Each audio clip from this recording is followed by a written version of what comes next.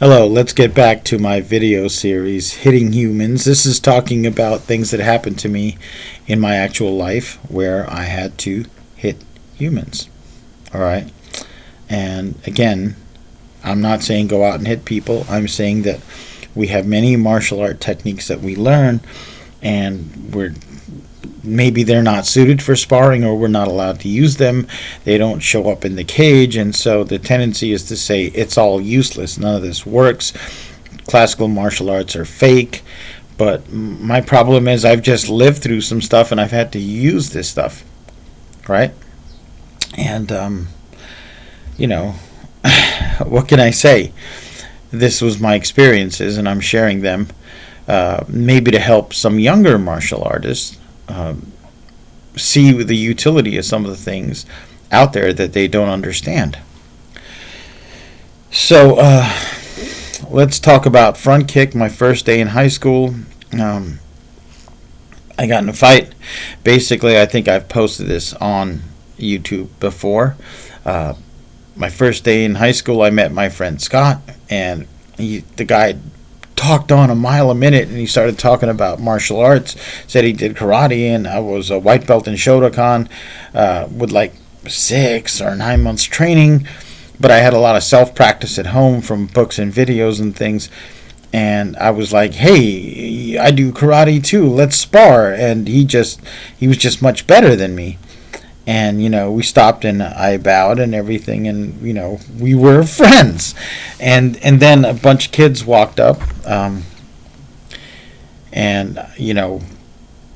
I thought they wanted to practice, but they started a fight. I guess they felt like if they could beat us, they could show who was the toughest kid on the block.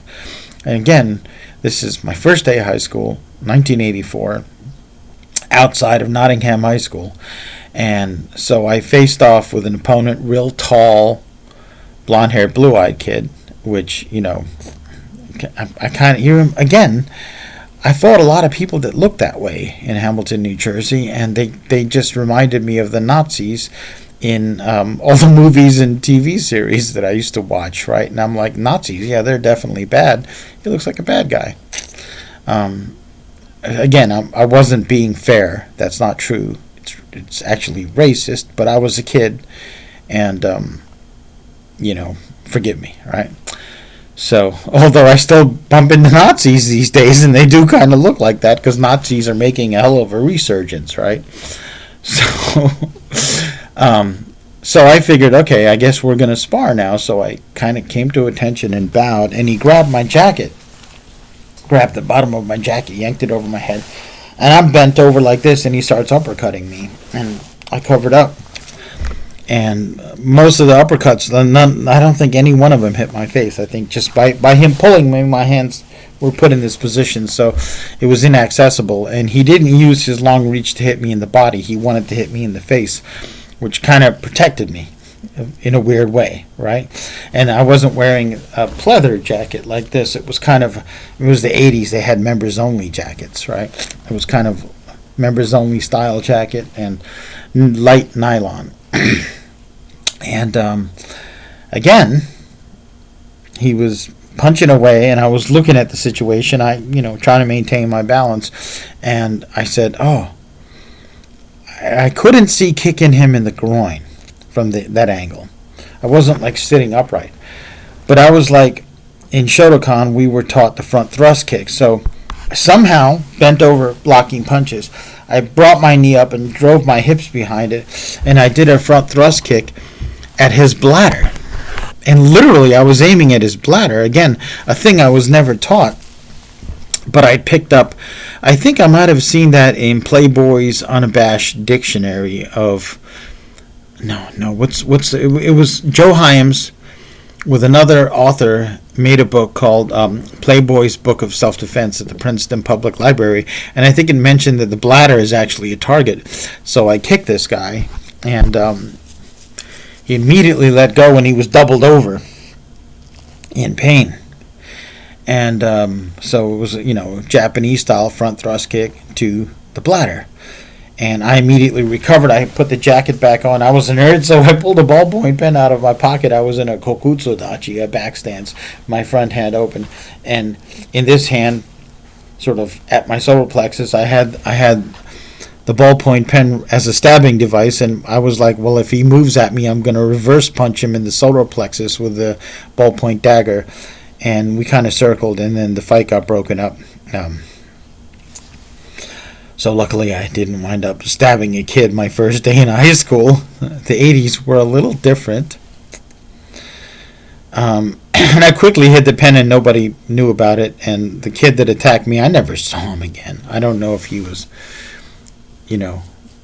kicked out of school, or was he even part of that school? I don't know. He seemed awfully tall and older to be picking a fight with a freshman in high school. Maybe there are people that were graduates of that school. Anyway, I kind of want to thank those kids at the start of the fight, because Scott was fighting with like two of them, like the ringleader and one other guy, and out of the corner of my eye I saw him do all these spinning kicks and everything.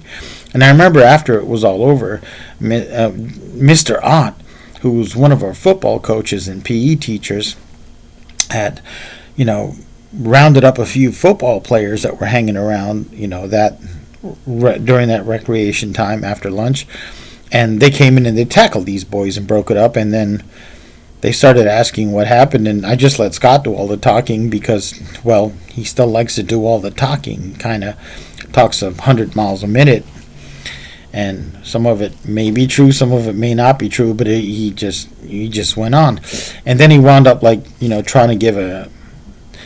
They were like, "What was that you did?" And he's like, "That's karate," and he started demonstrating techniques, and then one of the football players was like, "What would you do if I, choke you from behind?" And then I remember, he got Scott like this, and Scott's like, "Well, I've got you here, so you can't choke me." And then the football player just kind of picked Scott up and started wheeling him around. I don't remember if that did any good for Scott. I don't know, but I do remember, after school bumping into him, and I'm like, "Hey, man, those kids are going to come back. They're going to want revenge." That's how I thought. And I think we were talking, and I followed him home, and then, we sort of made a decision that we needed to practice together. So we would practice during recess, and we'd have like sparring and stuff, and talk about martial arts and throw punches and kicks at each other. And then after school, we'd meet up and we'd spar. We wound up becoming best of friends, right? We're still friends, but he lives far away, and we have some differences now. But front kick, man, that if you can execute a front thrust kick while being bent over, held by your jacket, uppercutted in the face, and land an effective blow that stops a bigger, taller attacker who may have been older. As a untrained white belt, the front kick is a formidable weapon. And,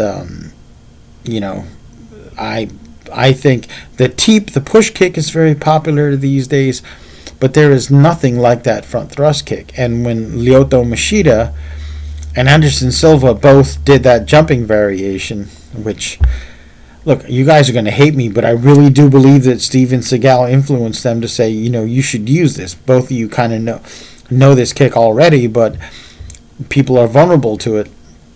I don't think it's a coincidence. I think he does deserve influence. He does deserve a little bit of credit for at least influencing those two fighters to say, this is part of an arsenal and I haven't been using it, and I'll be darned if it didn't work. As Miyagi says, great technique, when do right, no can defense. All right.